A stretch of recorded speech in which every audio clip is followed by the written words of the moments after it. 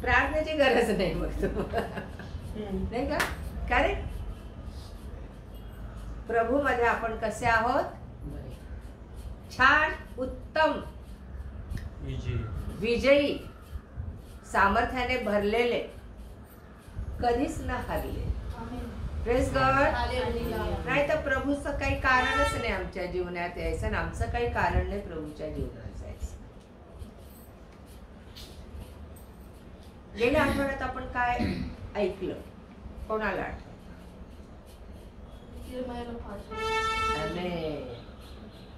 कोणाला पाचारण केलं? कोणाला कॉलिंग केलं? इर्मायाला कॉलिंग केलं. कधी केलं त्याला कॉलिंग परमेश्वराने?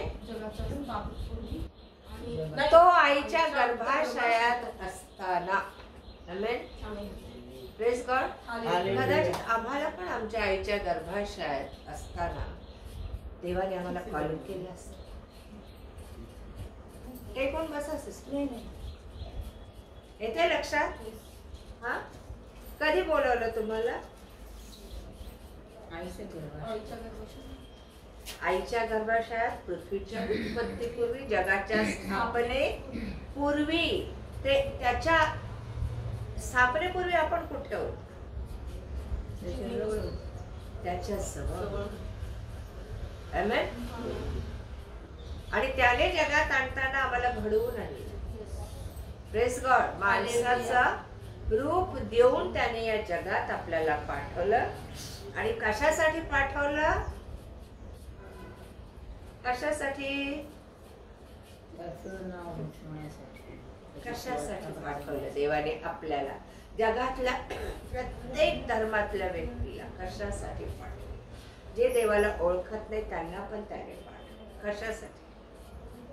दुःख काढायला, क्लेशात जगायला, संकटामध्ये होरपळून जायला, आजार दुखण्याच्या पीडांनी आपण त्रस्त व्हायला. कशाला पाठवलं? विजयशाली ख्रिस्ती जीवन जगण्यासाठी. विजयशाली ख्रिस्ती जीवन जगण्यासाठी. जगाने तुमच्याकडे पाहून ख्रिस्त शिकला पाहिजे. आमेन. जगाने तुमच्याकडे पाहून विजय पाहिला पाहिजे. विजय कसा असतो? जगाने तुमच्याकडे पाहून देवाचं राज्य कसं आहे, येशू कसं आहे हे शिकलं पाहिजे.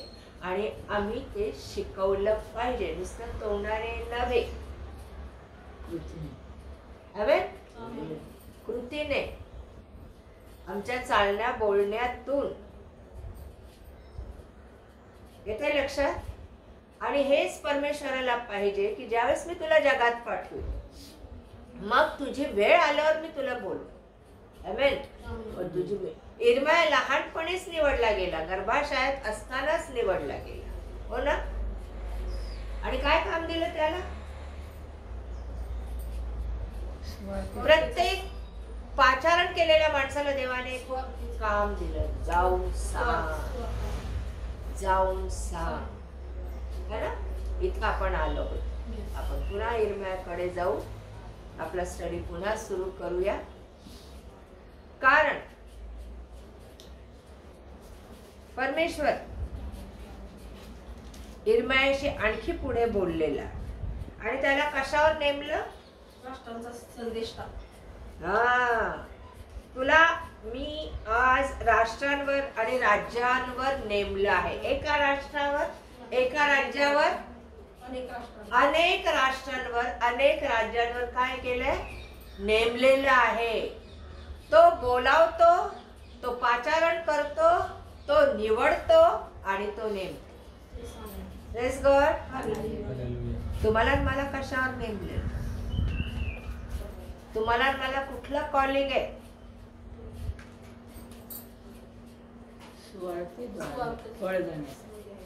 प्रत्येकाला वेगवेगळं कॉलिंग. आमेन. मोशेला काय कॉलिंग होतं? इस्रायल लोकांना पुढारी पण इस्रायलांना सोडून आणणं त्याच्या हातात होतं. आमेन. इस्रायल लोकांना काय करून आणायचं? बेटा बाथरूमचा लाईट लावून आम्हाला जात असेल. अब्राहमाला कॉलिंग केलं अब्राहमाला पाचारण केलं तर अब्राहमाबद्दल काय बोलला देव? तू तुझा देश, उत्पत्ती 12 हा स्टडीसाठी विषय ठेवा की मला का कॉलिंग केले त्यांनी आणि मी काय करत आहे. फार महत्वाची गोष्ट आहे. संसार दिलाय, लेकरं दिले, सगळ्यांना दिले, अब्राहमाला पण दिले, बायको दिली, लवाजमा दिला, नोकर चाकर दिले, सगळे दिले. तरी पण देवाने का त्याला बोलवलं? ते पण विदर्भी राष्ट्रातून बोलवलं, मूर्तीपूजक देशातून त्याला बोलवलं. काय म्हणतो उत्पत्ती 12? अब्रामास देवाचे पाचारण. परमेश्वराने अब्रामास सांगितले, तू आपला देश, आपले नातेवाईक व आपल्या बापाचे घर सोडून मी दाखवीन त्या देशात जा. पुढे मी तुझपासून मोठे राष्ट्र निर्माण करीन, मी तुला आशीर्वाद देईन, तुझे नाव मोठे करीन, तू आशीर्वादित होशील. तुझे जे अभिष्ट चिंतितील त्याचे मी अभिष्ट करीन, तुझे जे अनिष्ट चिंतितील त्याचे मी अनिष्ट करीन. तुझ्याद्वारे पृथ्वीवरील सर्व कुळे आशीर्वादित होतील.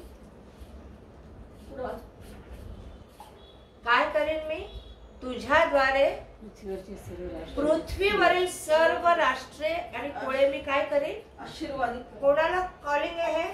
अब्रामाला. काय केलं होतं अब्राहमाने की देवाने एवढी मोठी पदवी त्याला दिली? विश्वासाचा जनक, पिता. जनक म्हणजेच पिता. हो ना? का ही पदवी दिली त्याला?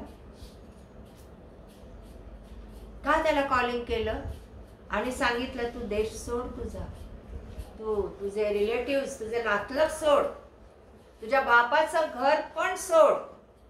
एखाद्याला देव कॉलिंग करतो तर ह्या गोष्टींना मुकावं लागतं. बऱ्याच जणांना हे सांग. नवीन करारात जेव्हा शिष्य येशूकडे आले आणि शिष्य त्याला म्हणाले की प्रभूजी आम्ही सगळं सोडून तुझ्याकडे आलो, आम्हाला काय मिळेल? आम्ही तुझ्याकडे आलो, आम्ही आपल्या आई बाप बहीण भाऊ घर दार सोडून तुझ्याकडे आलो. आम्ही किती जणांनी ते सोडले? हिम्मत आहे का? कॉलिंग याला म्हणतात. Amen. Amen. Praise God. Hallelujah. आणि येशू त्यांना म्हणाला, ज्यांनी माझ्यासाठी आपले आई बाप बहीण भाऊ मुले पत्नी पती सोडले त्यांना 100 पटीने आई बहीण भाऊ मुले मिळतील. आमेन. किती पटीने? 100. आज आमच्या नातलगांपेक्षा देवाच्या राज्यातले लोक जास्त कमवलेले. आमेन. आमेन. ते रिलेशन जास्त वाढलेले आहे. येते का लक्षात? Yes. आमच्या नातलगांपेक्षा, आमच्या रिलेटिव्ह पेक्षा आपली संगत कोणाबरोबर आहे आधी? देवाच्या लोकांबरोबर. तो म्हणतो 100 पटीने मी देईन तुला मुलं, 100 पटीने देईन तुला मी आया, 100 पटीने देईन मी तुला मुलं. बाप घाबरू नकोस, तू एकटा राहणार. आणि देवाची कधीच इच्छा नव्हती आपण एकटा राहावं. अब्राहम आपल्या पत्नीसह निघाला आणि देवाने त्यांना राष्ट्रांवर आणि कुळांवर, कुळ कुळ, जो तुझा अभिष्ट चिंतील त्याचं मी काय करीन? अभिष्ट म्हणजे कल्याण करीन. जो तुझा तिरस्कार करील त्याचा मी तिरस्कार करेल, जो अनिष्ट चिंतील त्याचं मी अनिष्ट करेल. आणि अब्राहमाने काय केलं? पराक्रम काय केला?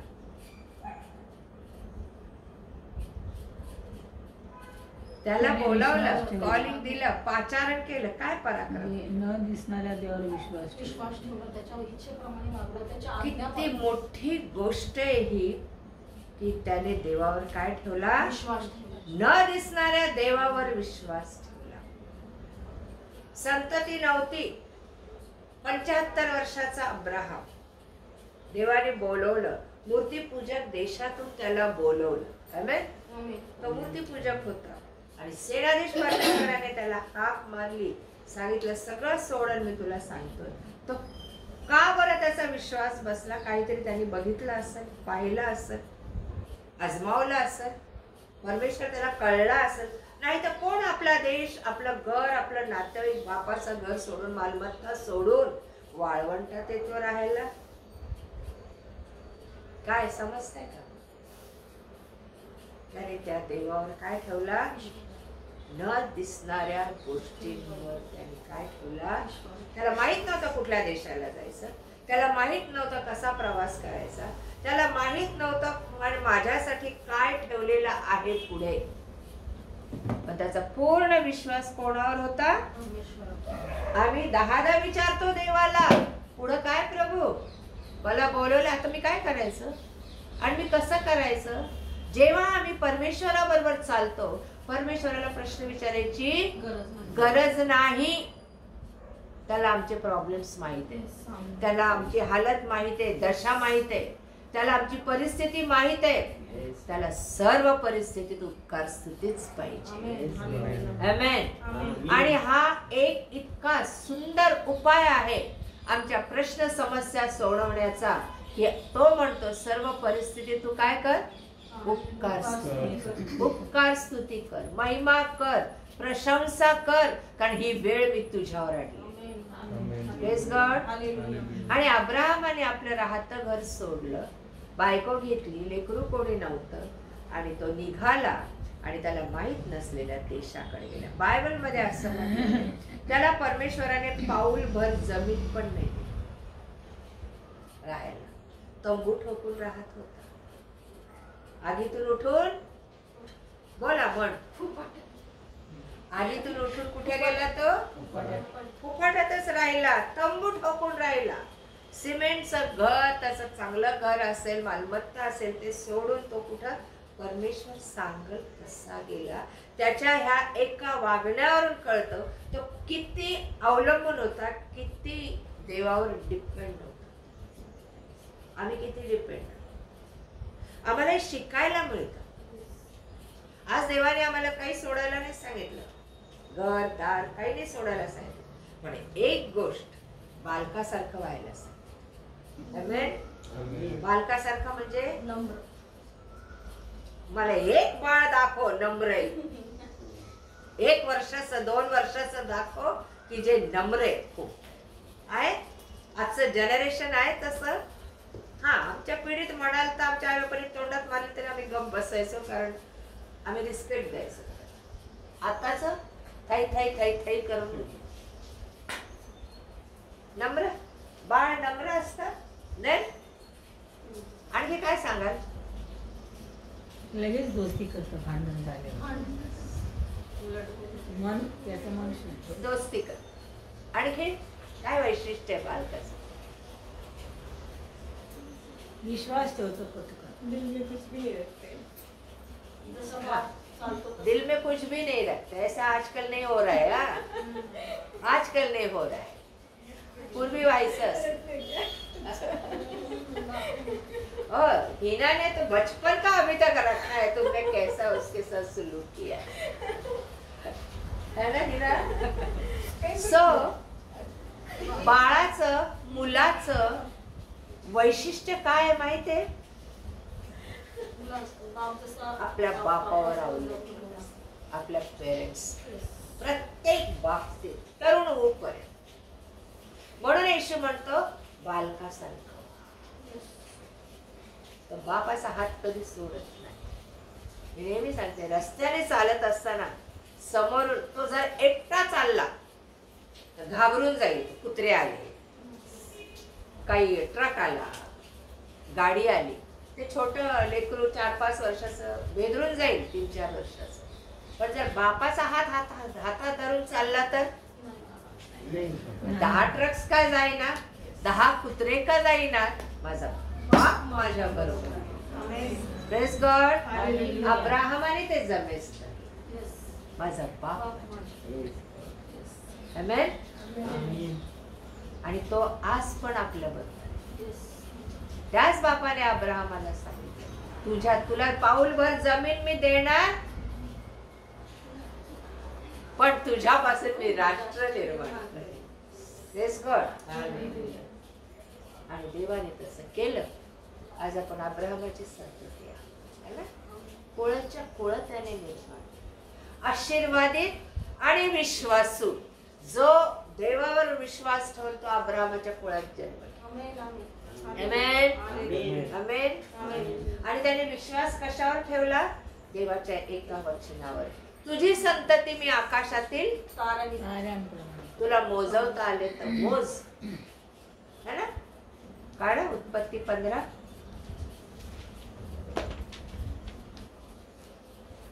आहे का त्याच्यात?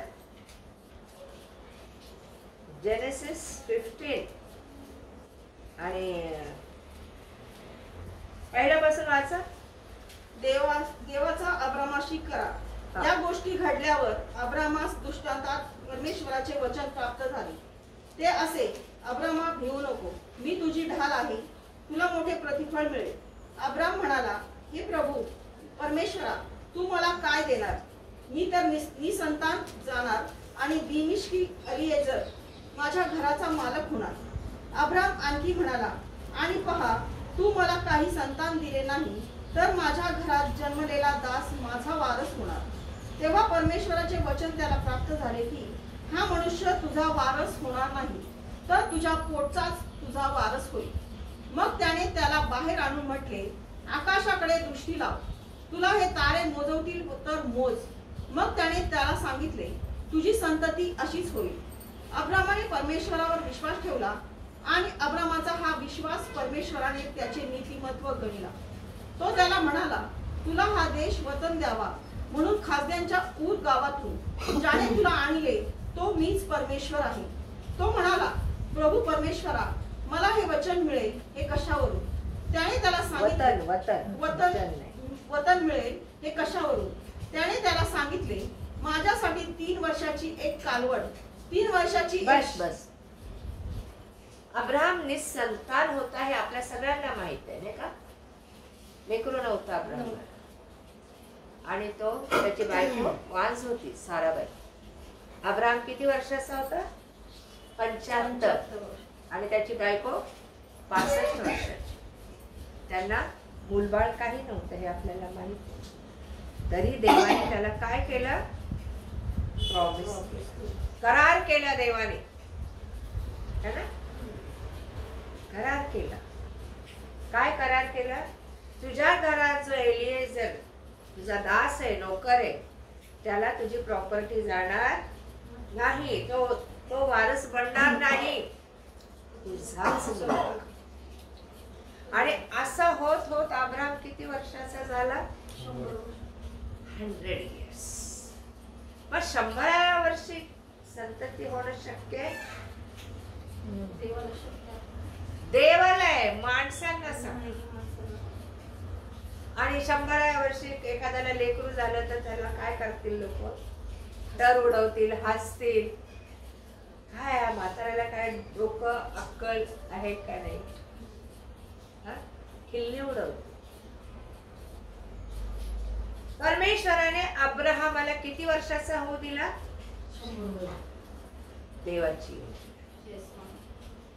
साराबाई किती वर्षाची? 90. म्हणजे कशी असं आम्ही 60-70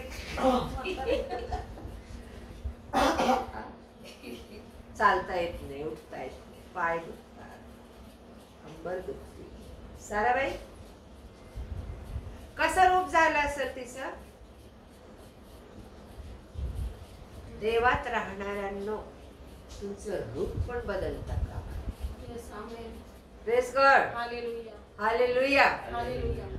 तुमची तब्येत बिघडता कामा नये, कारण देव तुमच्या. Praise God. हालेलुया. ध्यानात ठेवा. साराबाई 90 वर्षाची. कदाचित केस खूप पांढरे झाले असतील, काठी टेकत असेल, स्किन ओघळत असेल. आपण इमॅजिन करू शकतो 90 इयर्सची ओल्ड बाई कशी असू शकते.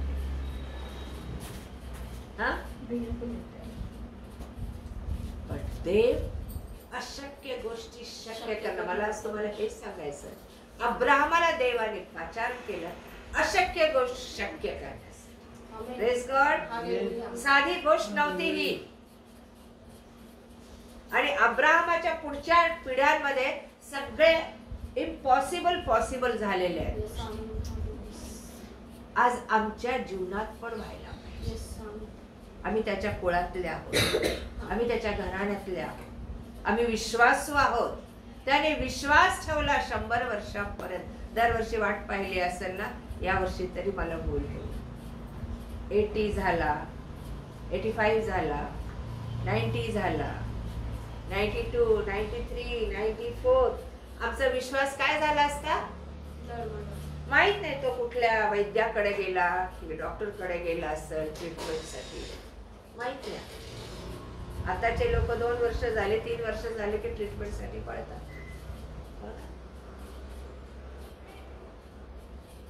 अब्राहम थांबून राहिला, कोणावर अवलंबून राहिला? पहिली गोष्ट इतका विश्वासू राहिला, दुसरी गोष्ट देवावर अवलंबून राहिला, आणि तिसरी गोष्ट म्हातारा झाला तरी त्याने फिकीर केली नाही, चिंता केली नाही. आम्ही लहान असो चिंता, आम्ही तरुण असो चिंता, आम्ही म्हातारे असो चिंता पीछा नहीं छोड़. चिंता को हम अगर पकड़े रहेंगे तो चिंता कैसे छूटेगी? आमेन. इथे देव म्हणतो भिवू नको अब्राहमा, आणि देव तुम्हाला 365 वेळेस म्हणतो भिवू नका. आमेन. आम्ही भीतो, आता काय होईल? ह्या लेकराचं असं झालं, ह्या माझ्या नवऱ्याचं असं झालं, माझ्या फॅमिलीचं असं झालं, माझं असं झालं, पुढं काय? देव म्हणतो तुझ्या फॅमिलीची काळजी का करतोस? तुला लेकरू नाही ना, पण तुझा घराचा वारस तुझा नोकर नाही होणार. मग त्याने त्याला बाहेर आणलं, घरात त्या तंबूच्या टेंटच्या बाहेर आणलं. काय दाखवलं त्याला? काय दाखवलं? आम्ही काय केले असते? बस आम्ही प्रार्थना करतो आकाशाकडे. आकाशातले तारे बघ, तुला मोजता येतात का? आम्हाला येतात तारे मोजता येतात? काय म्हणाला तो? काय म्हणाला अब्राहमाला परमेश्वर? तुला हे तारे मोजवतील तर मोज. मग त्याने त्याला सांगितले तुझी संतती अशीच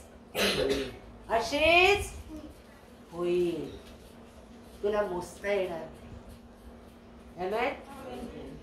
निपुत्रिकाला देवपुत्र संतती देतो, आणि संतती कोणापासून येते? आजकाल मुलगी झाली की नको त्या बापांना आणि त्या सासरच्या लोकांना धरून आणावं. आई बाप संतती द्यायला कारणीभूत नसतात, तो असतो. त्याने दिलं तर तुमच्या घरात लेकरू जन्म घेत, त्याने दिलं नाही तर नाही जन्म. Praise God. मग तो मुलगी देव नाही तर मुलगा देव, कोणापासून येतं? आणि त्याने सांगितलं की आकाशातील तारे मोजवता आले तर मोज. त्याने सांगितली तुझी संतती अशीच होईल. अब्राहमाने परमेश्वरावर काय ठेवला? अरे जख्ख म्हातारा माणूस, अजून देव संततीच देतो का मला? आम्ही म्हटलं असं नाही नाही, कुछ तो गलत हो रहा है. देव काय देत नाही आता आपल्याला. आपण चला काहीतरी दत्तक घेऊ. कोणा आम्हाला दत्तक घ्यायला सांगितलेले नाही. आमेन. धीर धरून वाट पहा, तो अशक्य गोष्टी शक्य करतो. मला शुभमचा मेसेज अजून आठवतो, स्तोत्रामधून तो बोललेला आहे.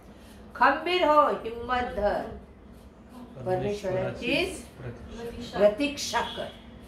कुठल्या माणसाची करू नको, कुठल्या इतर देवांची करू नको, कुठल्या नातलगाची करू नको. तू त्याची प्रतीक्षा कर, सगळ्या गोष्टी तुझ्या जीवनात घडून आणणार. अब्राहम इतका विश्वास होता तरी त्याला किती वर्ष वाट पाहावी लागली?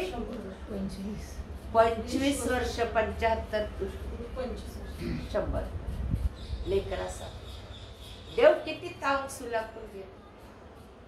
तो असंच काही देत नाही. तुम्हाला काही पाहिजे असेल तर तो तुमची काय घेतो? टेस्ट घेतो. टेस्ट. किती माझ्यावर विश्वास ठेवता तुम्ही, किती माझ्या आज्ञा पाळता तुम्ही, किती माझ्या बरोबर चालता तुम्ही. अब्राहमाला देव म्हणतो माझ्या पुढे चाल. 17 वचनात काय बोललाय तो? 17 वचन पहिले 2 वचन 17 अध्याय काय म्हणालाय?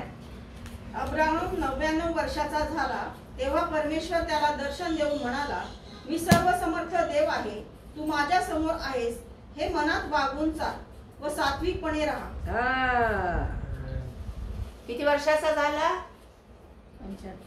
99 इयर्स. परत वाचा सिस्टर. अब्राहम 99 वर्षाचा झाला. 99 इयर्स. कसा असेल तो बाबा? हा, माझे वडील 98 इयर्सचे होते, पण तंदुरुस्त होते. त्याच्या चेहऱ्यावर सुरकुत्या पण नव्हत्या. हे वैशिष्ट्य होतं माझ्या वडिलांचं. आपण इमॅजिन करू शकतो ना 99 इयर्स ओल्ड मैन कसा असू शकतो. आपकी सास बहुत पसंद आई, बहुत पसंद है. क्या एज है उनका? 90 प्लस है. हीरोइन है. ये दूसरी है, इसके जैसी.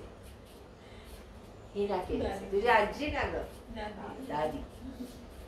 सो मला सांगायचं याच्यामध्ये की देव जेव्हा निवडतो तेव्हा तो आम्हाला हलाखीचं लाईफ जगायला लावत नाही. तो कसोटीतून नेतो, पण तो आमच्या जीवनात समृद्धी समृद्धी समृद्धीचा. आमेन. जरी तो तंबूत राहत होता तरी त्याच्याकडे असं म्हटलेलं आहे 13व्या अध्यायात उत्पत्तीच्या. काय लिहिलंय बघा. तो तंबूत राहत होता, तो प्रवास करत होता, तो एका ठिकाणी राहत नव्हता. काय म्हटलेलं आहे पहिल्या वचनापासून? अब्राहम आपली बायको, आपले सर्वस्व आणि लोट यास घेऊन मिसर देश सोडून नेगेवकडे गेला. तो कळप, रुपे व सोने यांनी संपन्न होता. कशाने? सोने, रुपे. आणि कुठून आलं हे? परमेश्वर. कोण वाचलं? घेऊन जा. कोण आहे?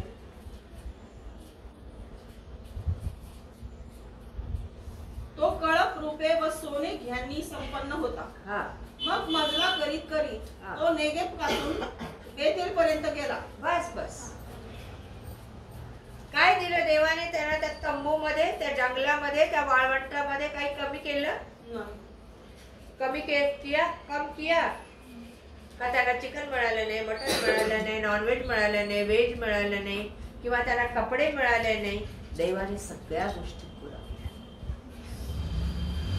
तुमची देव निवड करतो तर सगळ्या गोष्टी पुरवतो. फक्त टिकवणं आमचं काम. आमेन. आणि 17व्या वचनात तो काय म्हणतो? अब्राहम 17व्या अध्यायात अब्राहम 99 वर्षाचा झाल्यावर काय बोलला परमेश्वर? दर्शन देऊन म्हणाला, मी सर्वसमर्थ देव आहे, तू माझ्या समोर आहेस, हे मनात बाळगून चाल व सात्विकपणे राहा. काय म्हणाला? मी सर्व समर्थ देव आहे. आमेन. आमेन.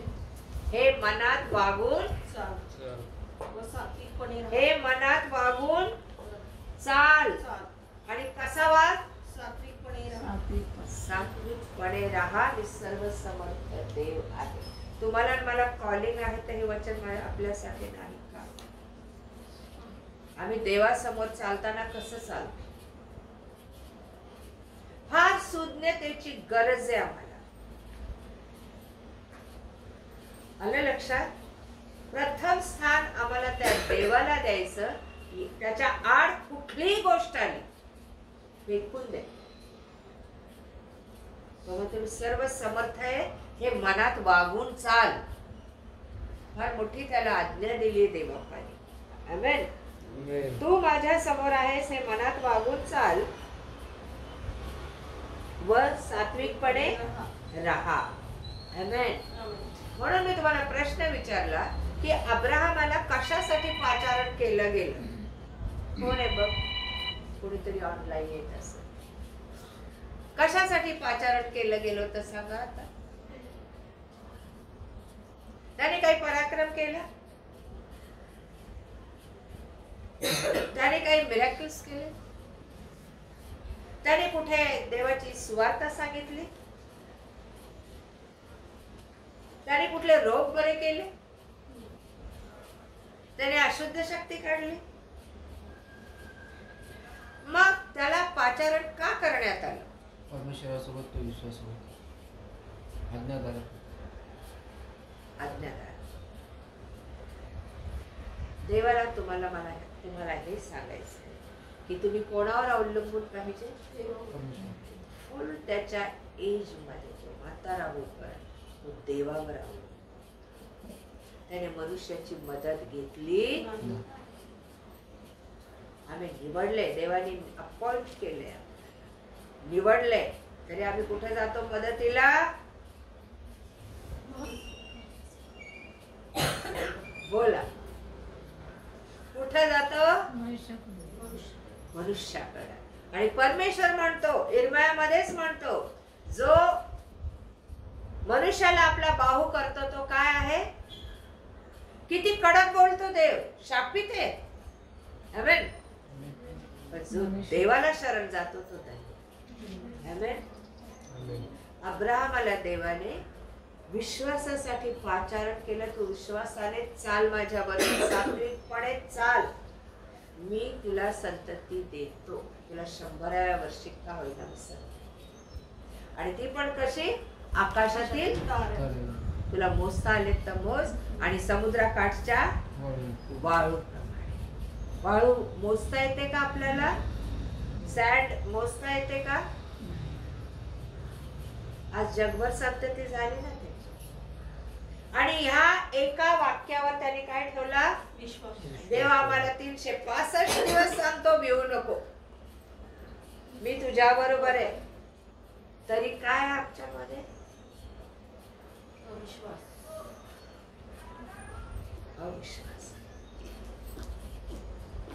त्याने अशक्य गोष्ट शक्य केली अब्राहमाच्या. आमेन. याकोब कसा होता. हा? हाँ, बोलो ना, सुनाई नहीं दिया. लुच्चा होता, लबाड होता, हसवा होता, हो ना. आम्ही अजून याकोबच आहोत. तरी देवाने त्याची काय केली. निवड केली. कधीपासून केली. आईच्या पोटात. आईच्या पोटात होता तेव्हा. आमेन. एसावाचं काय चुकलं. मला फार वाईट वाटतं एसावाचं. त्याच्या मोठ्या भावाचं काय चुकलं. नाव घालाने त्याने ते केलं. परमेश्वराने जे तुम्हाला दिलेलं असतं ते सांभाळून ठेवायचं असतं. ज्येष्ठ मोठा होता, हा? तो त्याचा मोठा भाऊ होता याकोबाचा. आणि मग एका वर्णासाठी त्याने आपलं ज्येष्ठ पण विकलं. घे रे बाबा, तू मोठा, मी छोटा, मला आधी खायला दे. खाण्यासाठी माणूस काही करू शकतो. आमेन. लोक कर्जतला जायचे हो वडापाव खायला. पूर्वी कर्जतचा वडापाव फार फेमस होता, माहितीये का तुम्हाला. ट्रेनमध्ये घ्यायचो आम्ही, 5-5 वडापाव घ्यायचो. इथून लोक जायचे कर्जतला वडापाव खाण्याचे. एका वर्णासाठी, मसुरीच्या वर्णासाठी तो म्हणाला घे. आमचा एक शब्द किती महत्वाचा आहे. एक शब्द मला सांगू द्या. नीतिसूत्रामध्ये म्हटलं जिभेच्या हाती काय आहे हे माहित आहे ना. हे माहित आहे ना काय आहे. कोणाच्या हाती आहे जीभ. कोणी दिली. कशाला दिली. स्तवन करायचं. स्तुती आणि स्तवन. किती मानभावीपणे बोलतो आपण. स्तुती स्तवन किती वेळ करतो. झालं आता आठवड्याचं केलं आम्ही, पुढच्या आठवड्यात आम्ही करणार. ओके नाही. इथे देव काय सांगतो. मनुष्याच्या जिभेच्या हाती जीवन आणि मृत्यू आहे. तुम्ही जो शब्द बोलता ना, परमेश्वराने तुम्हाला निवडलंय, सामर्थ्य दिलंय, अधिकार दिला, पावर दिली. तुम्ही बोलाल त्याप्रमाणे. मग तुम्ही नेगेटिव्ह बोला, नेगेटिव्ह घडेल. तुम्ही पॉझिटिव्ह बोला, म्हणून अब्राहम काहीच बोलला नाही, एक लक्षात. आमेन. त्याने फक्त विश्वास ठेवला. आम्ही त्याला किती प्रश्न विचारून बेडसॉल असं दाखव ना दृष्टांतात, दाखव ना स्वप्नात, दाखव ना प्रगटीकरणात आम्हाला काय आहे. अरे एवढा स्वस्त आहे का रे देव, उठता बसता तुम्हाला दर्शन द्यायला. आमेन. हो ना. त्याला इतका तुम्ही स्वस्त करू, आपण स्वस्त करून टाकलं ना. बोल ना देवा. अरे तो बोलतो, पण त्याच्या टायमाला बोलतो. तो मार्गदर्शन करतो, त्याच्या वेळेला मार्गदर्शन करतो. आमेन. आम्ही ज्या वेळेस आमच्या लाईफ मध्ये एखादी नेगेटिव्ह गोष्ट बोलतो ना, की हे होणारच नाही, तर नाहीच होणार, नाहीच होणार. का बरं? तर देव बोलले. मार्क 11:23 मध्ये बोलले काय, तुम्ही जो जो शब्द विश्वासाने बोला त्याप्रमाणे घडून माझा मुलगा बरा होणार नाही, होईल की नाही, डाऊट्स. पण जर त्याच्यावर विश्वास ठेवला तर तो म्हणतो तो बरा होईल. आमेन. Praise God. इथं पण इम्पॉसिबल पॉसिबल. सगळं काही तुमच्या जिभेवर आहे. ते पॉसिबल होता होता इम्पॉसिबल होतं बऱ्याच वेळेस. आमेन. कारण आमच्या बोलण्यातून ते बाहेर. आम्ही रोज काय बोलतो बघा, मी थकले, फार कंबर दुखती, रोज बोलतो, फार अंग दुखतं, बहुत परेशान हूं, काही माझ्या जीवनात आनंद नाही. वर्षातून किती वेळेस बोलतो?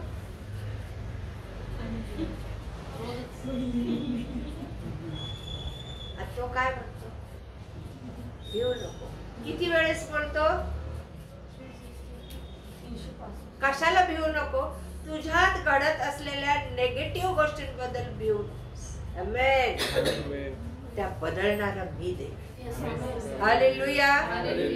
आणि तो बदलतो, पण ते बदलायला येत असतानाच आम्ही कुठेतरी माशी शिक आमच्या तोंडातून शिक.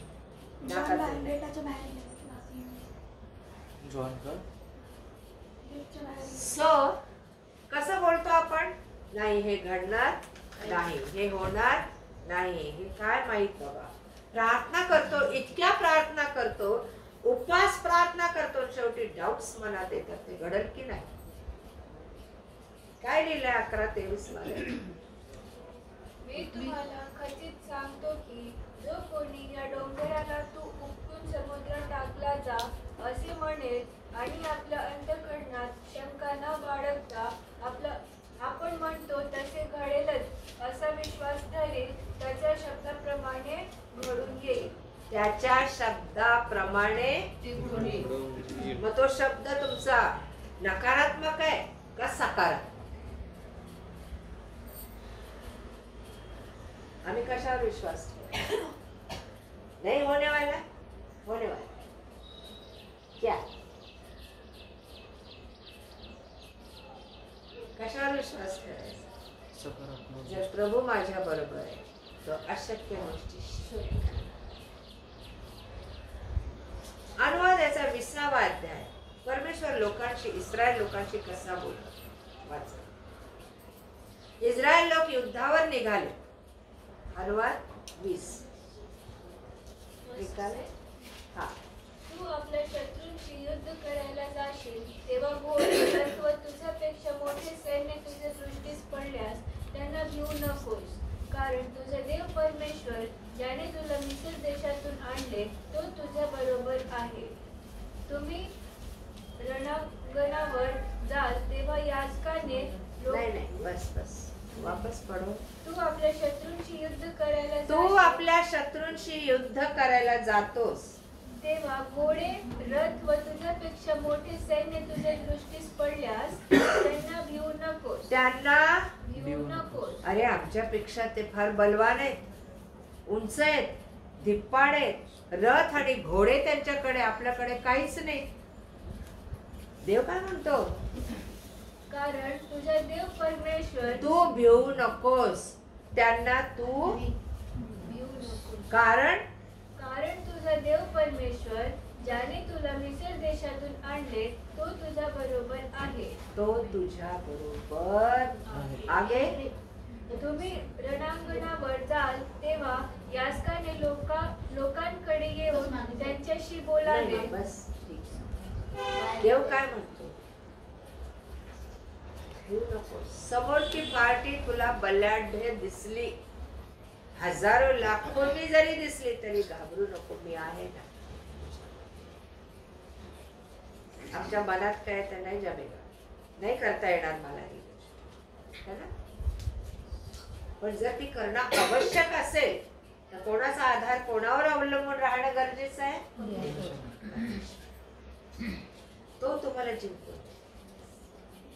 अब्राहमाने काही सोपस्कार केले नाही लेकरासाठी, संतती वाढवण्यासाठी.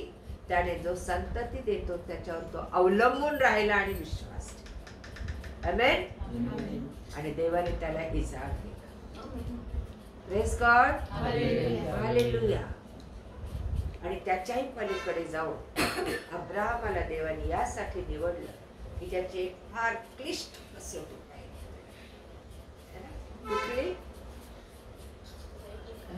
कुठली कसोटी पाहिली? तुझ्या एकुलता एका पुत्राचं काय कर?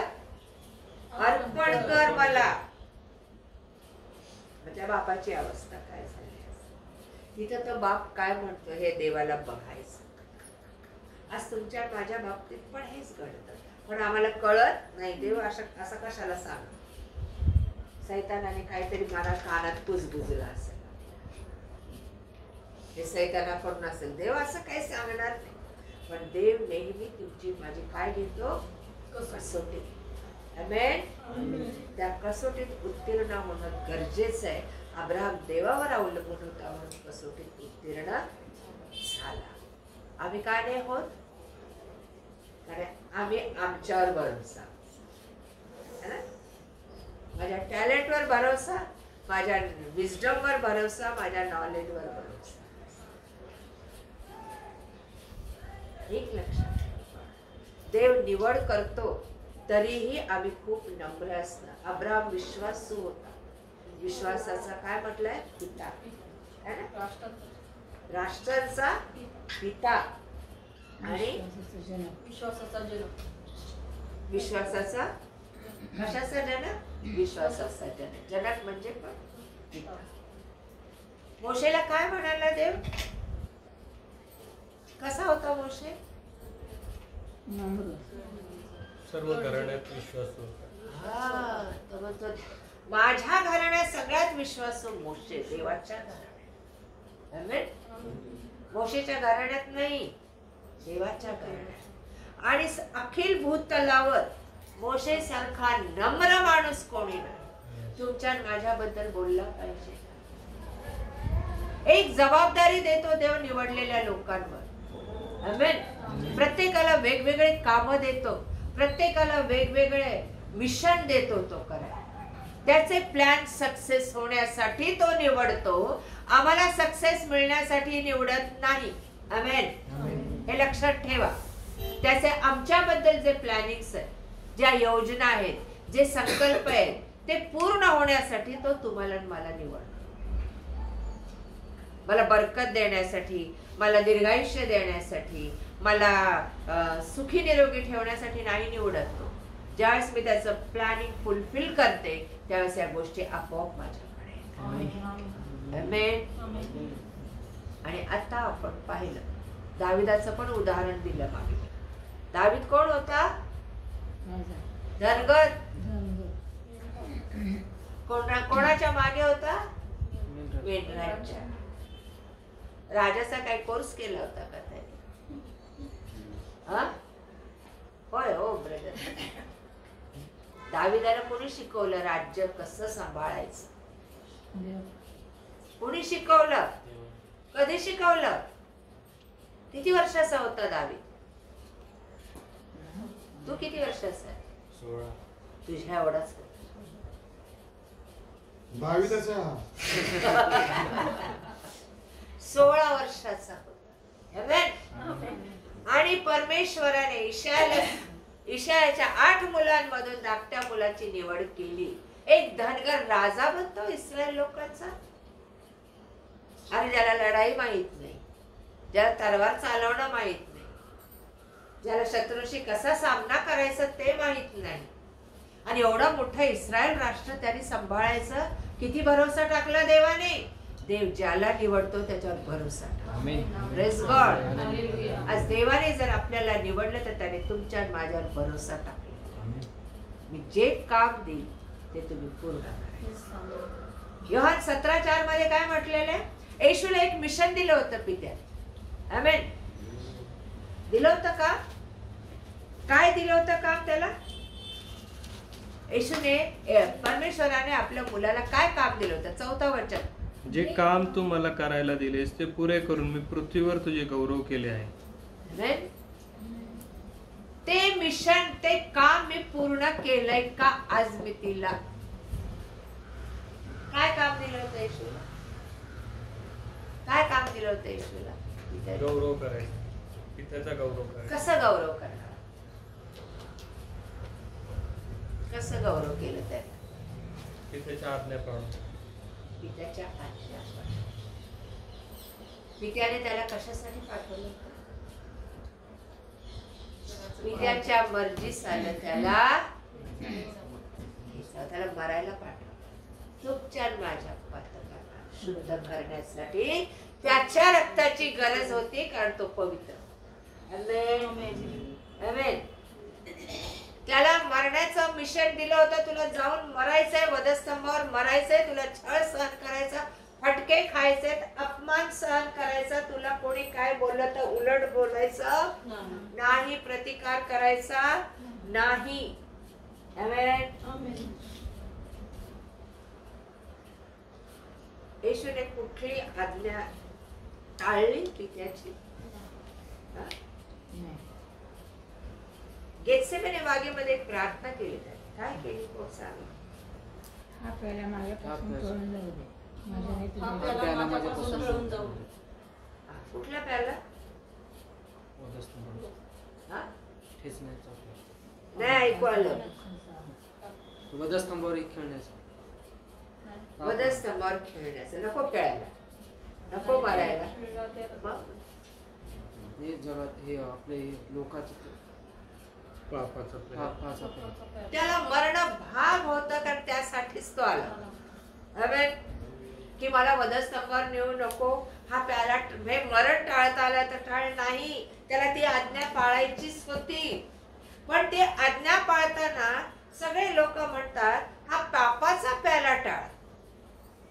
मी कधी पाप नाही केलं, पण तो पाप झाला ना शेवटी.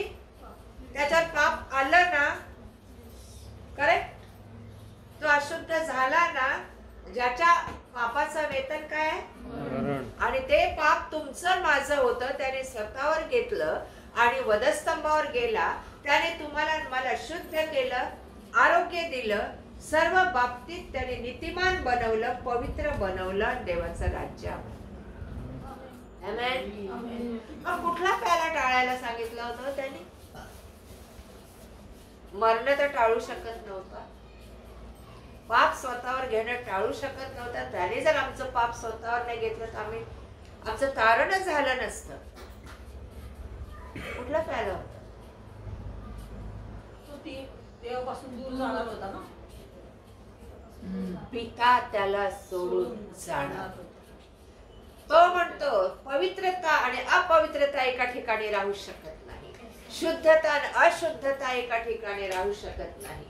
ज्यावेळेस ईश्वर पाप लादलं गेलं, त्याला माहित होतं माझा पिता पवित्र आहे, मी पापी ठरणार आहे तिथं, आणि माझा पिता निघून जाणार आहे थोडा वेळासाठी. आणि आपण पाहतो 4थ्या वाक्यामध्ये तो काय बोलतो? माझ्या देवा माझ्या देवा माझा त्याग का केलास? तो पापाला नाकारत नाही, ते घेणं गरजेचं होतं. तो मरण टाळत नव्हता, मरण गरजेचं होतं. तो मेला नसता आमचं तुमचं माझं तारण झालं नसतं. तुमची आणि माझी पाप धुतली गेली नसती. पण त्याला हे सहन होत नव्हता की पिता माझ्यापासून दूर जाईल. कारण तो वधस्तंभावर जायच्या आधी शिष्यांना म्हणाला, पिता माझ्या बरोबर आहे. कोणी नसलं तरी पिता माझ्या बरोबर. आणि ज्यावेळेस अंधार पडला, पित्याने तोंड फिरवलं, येशू ओरडला. काय ओरडला? माझ्या देवा, माझ्या देवा, तू माझा त्याग कर. काय मिशन होतं त्याचं? योहान 4 मध्ये होतं. कसं गौरव केलं त्याने देवाचं? मरून. आमेन. त्याला मरण्यासाठी पाठवलं होतं. तुझ्या आज्ञा पाळून मी ते पूर्ण केलं. याला गौरव म्हणतात. नुसती स्तुती आराधना याला गौरव नाही म्हणत. त्याची सेवा करता करता मरण आलं तरी तो म्हणतो, विश्वासू राहा, मी तुला जीवनाचा मुकुट देईन. आणि येशूने तेच केलं. तुम्हाला मला आरोग्य दे. तुमचे माझे अपराध, क्लेश, रोग वाहिले त्या वधस्तंभावर. त्याने छुटकारा दिला आम्हाला. आमेन. त्याच्याशिवाय कोणी मेला नाही आमच्यासाठी. कोणी आमची पाप झेलली नाही. कोणी वधस्तंभावर गेला नाही. कोणी कबरेत गेला नाही. एक देव सांगा मला, कबरेत कोणाला पूर्ण किंवा दफन केलं, दहन केलं, रावण सोडून? सांगा, कुठे गेले बाकीचे? ते जिवंत आहेत का मेले? कुठे आहेत? कुठे? सांगा ना हो बाई. एक 2 मिनट प्रेयर करेंगे. तो दवाई का टाइम ज्यादा इम्पोर्टेंट नहीं है. Wait 10 minutes.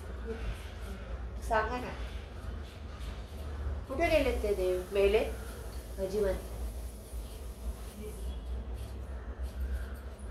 मेले तर कुठं पुरले? माझ्या येशूला तर पुरलं. देवच नाही. त्याने त्याचं मिशन पूर्ण केलं. अब्राहमाने त्याचं मिशन पूर्ण केलं. याकोबाला दिलेलं काम त्याने पूर्ण केलं. इसाकाला दिलेलं काम पूर्ण केलं. दाविदाला दिलेलं काम त्याने पूर्ण केलं. आमेन. इर्मायाला सांगितलं, आता मी तुला सांगेन त्या लोकांकडे तू जा. एक वाक्य इर्मायामधलं वाचू आपण आणि बंद करू. इर्मायाचा 1ला अध्याय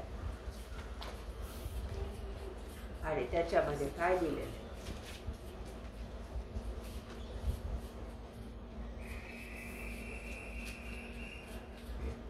14व्या वचनापासून 1:14. तेव्हा परमेश्वर म्हणाला, देवाच्या सर्व रहिवाशांवर उत्तरेकडून अरिष्ट उद्भवेल. कारण पहा, मी उत्तरेकडल्या राष्ट्रातील सर्व जाती बोलवत आहे. कोणाला बोलवत आहे? उत्तरेकडल्या सर्व जाती बोलवत. सर्व जातींना परमेश्वर बोलवत आहे. आमेन. पुढे असे परमेश्वर म्हणतो, ते येऊन यरूशलेमेच्या वेशीपुढे, तिच्या सभोवार असलेल्या सर्व तटांपुढे व यहुदाच्या सर्व नगरांपुढे आपापली सिंहासने स्थापिल. त्यांनी मला सोडले आहे, अन्य देवांपुढे धूप जाळला आहे व आपल्या हाताच्या कृतींशी पूजा केली आहे. यांच्या सर्व दुष्टतेबद्दल मी त्यांना शिक्षा फरमावेन. तू तर आपले कंबर कस, उठ, मी तुला आज्ञापितो ते सर्व त्यांना सांग. त्यांना घाबरू नकोस, घाबरलास तर मी तुला त्यांच्या पुढे घाबरवील.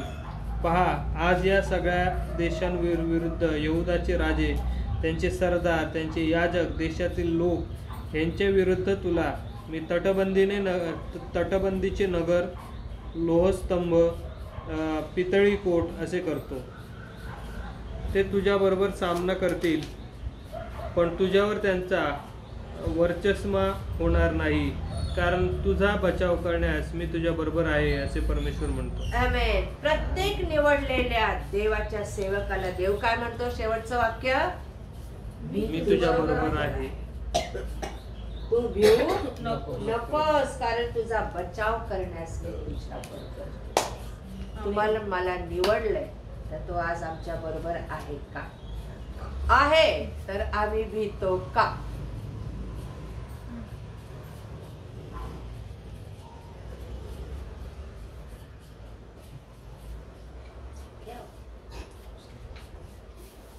काय बोललो आता?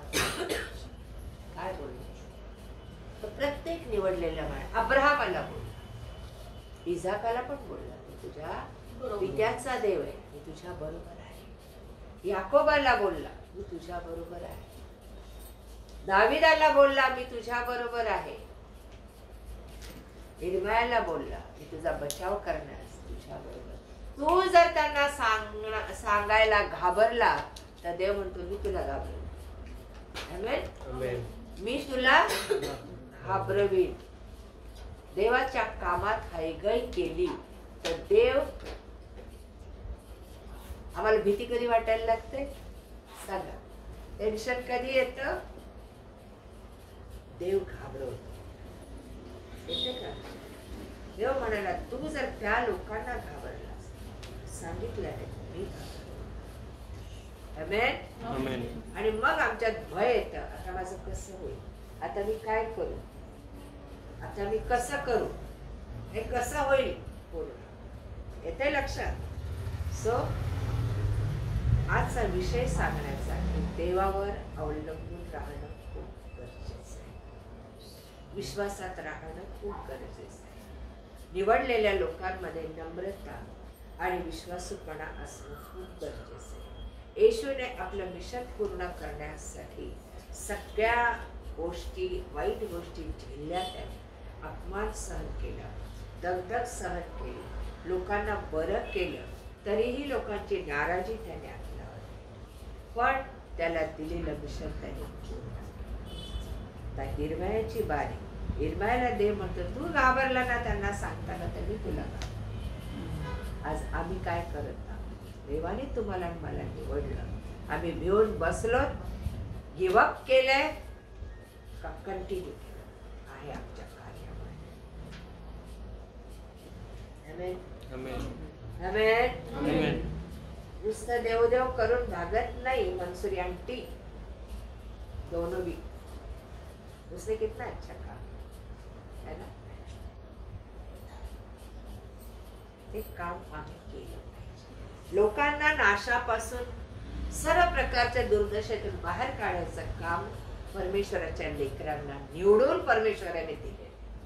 हालेलुया. Praise God. थांबूया आपण. हे खूप महत्वाच्या गोष्टी आहेत. प्रत्येकाला देवाने निवडलं तर त्याला काम काय दिलं. आम्हाला आमचं काम ओळखायचंय. मला कशासाठी देवाने कॉलिंग केली,